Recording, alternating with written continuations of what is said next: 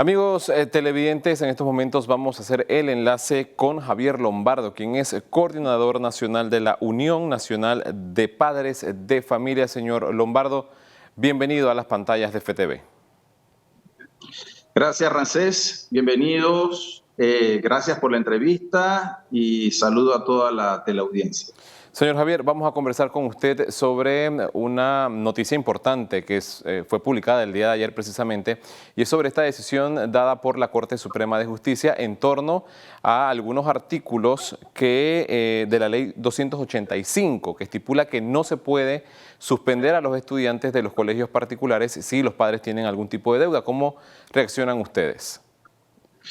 Bueno, mira, Ramsés, como padre de familia y como padre de familia con hijos en el sistema educativo, en el sistema particular, pues nosotros vemos grata esta noticia, justa, sobre todo, ¿por qué? Porque se salvaguarda el derecho humano de la educación. Y yo creo que esto es lo más importante.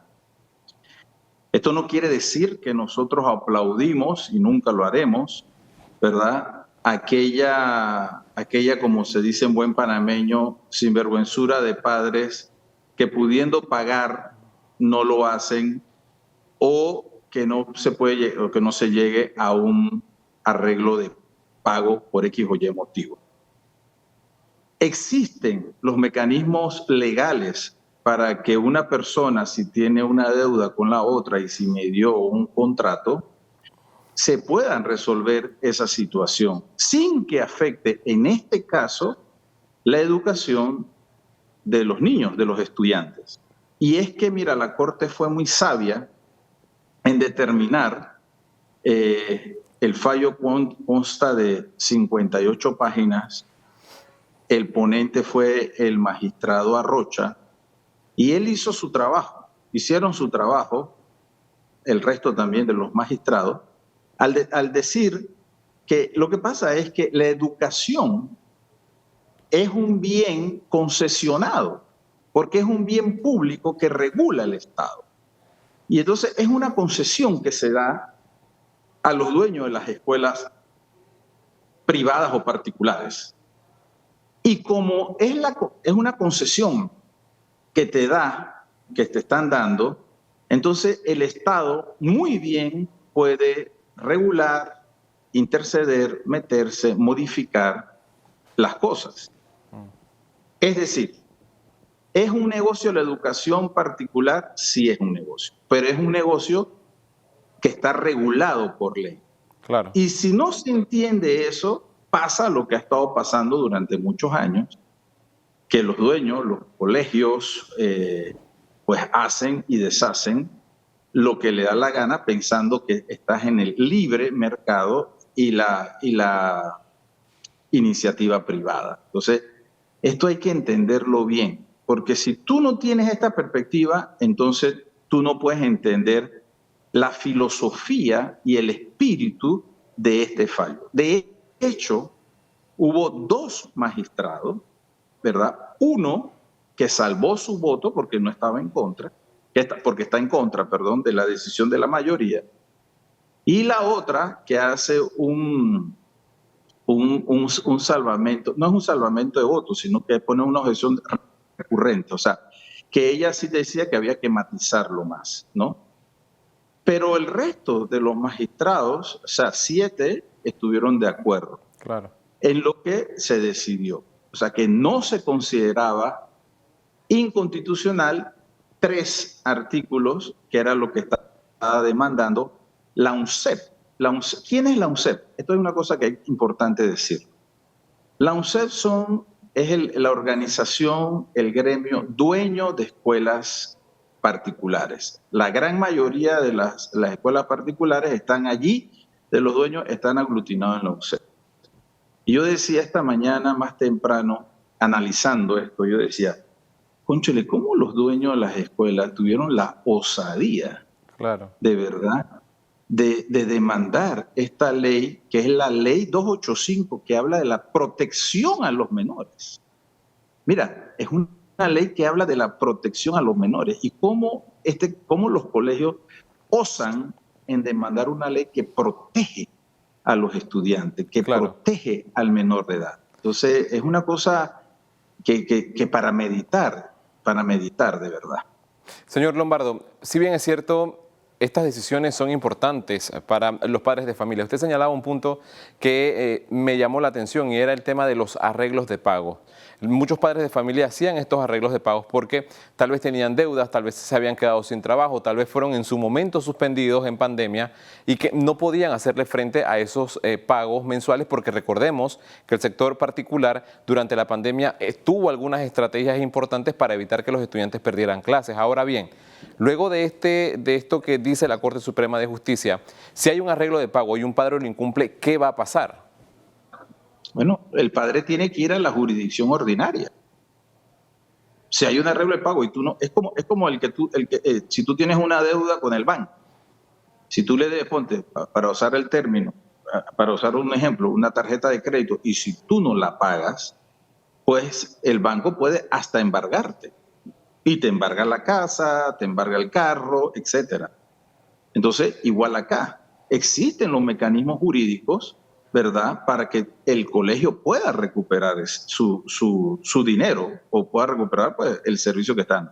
Pero lo que no puede el colegio, según lo que te está diciendo la Corte y según el espíritu de la 285, es coartar el derecho de la educación que tiene el estudiante. Es el estudiante, el menor de edad, el niño, el que tiene, que se respeta su derecho humano.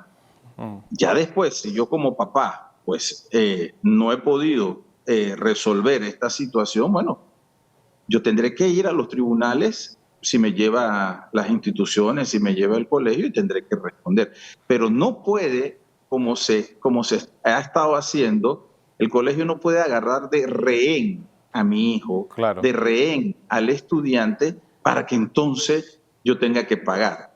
Eso es lo que no se puede y es lo que atinadamente la Corte Suprema ha hecho. ¿Por qué? Porque ¿qué está haciendo la Corte Suprema? Está haciendo justicia a los compromisos internacionales que nosotros como país también hemos tenido, porque aquí está la Declaración Universal de los Derechos, la Convención del Niño, etcétera, que se está salvaguardando ese derecho del estudiante.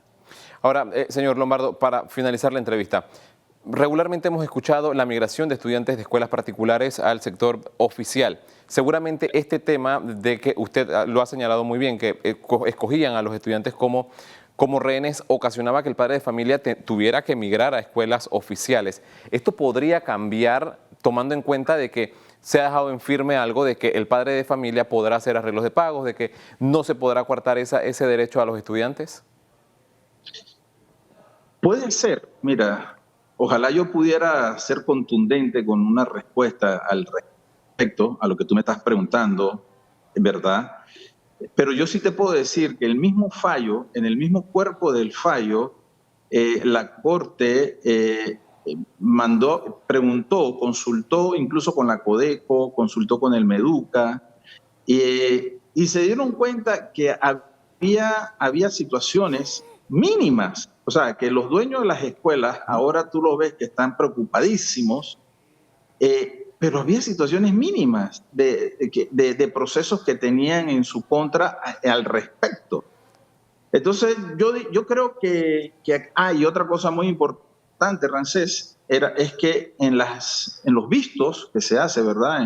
En la parte introductiva que se hace del fallo de la parte demandante, ellos alegaban que con el veto de aquella ley 508 del 2021, cuando estábamos en plena pandemia, que el presidente nefastamente de la República vetó la ley 508, ellos se agarraban de esto para decir que, bueno, que ya como eso es veto, ya había tenido ese veto, entonces ¿para qué la Corte tenía que entrar a discutir esto? Porque, o sea, totalmente fuera de foco.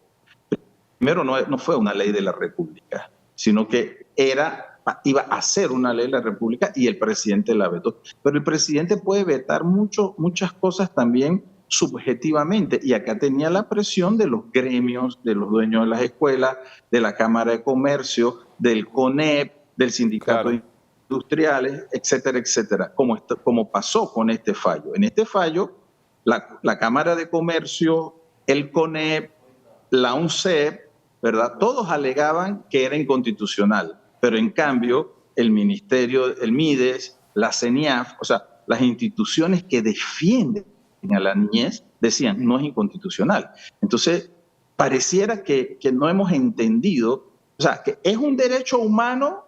Sí, es un derecho humano a veces, incluso de decir, bueno, permitirme que yo tenga un negocio también es un derecho humano. Ajá, pero cuando te conviene, pero cuando no te conviene, entonces no es un derecho humano. Claro. Entonces, esto es lo curioso de este asunto, que atinadamente la Corte y sabiamente pudieron, tú sabes, objetivamente legislar y decir, espérate, la deuda la tiene el papá, no el niño. Claro. Entonces, el niño, tú no vamos a perjudicar al niño. El papá, existe la jurisdicción ordinaria. Bueno, busquen al papá con la jurisdicción ordinaria, pero al niño que siga sus estudios. Y finalmente, pues por eso se hizo justicia y se respeta el derecho humano de la educación. Le agradecemos a Javier Lombardo por estar con nosotros aquí en FTV Diario hablando sobre este tema importante para los padres de familia de los colegios particulares. Adaluz, es momento de continuar contigo y más informaciones.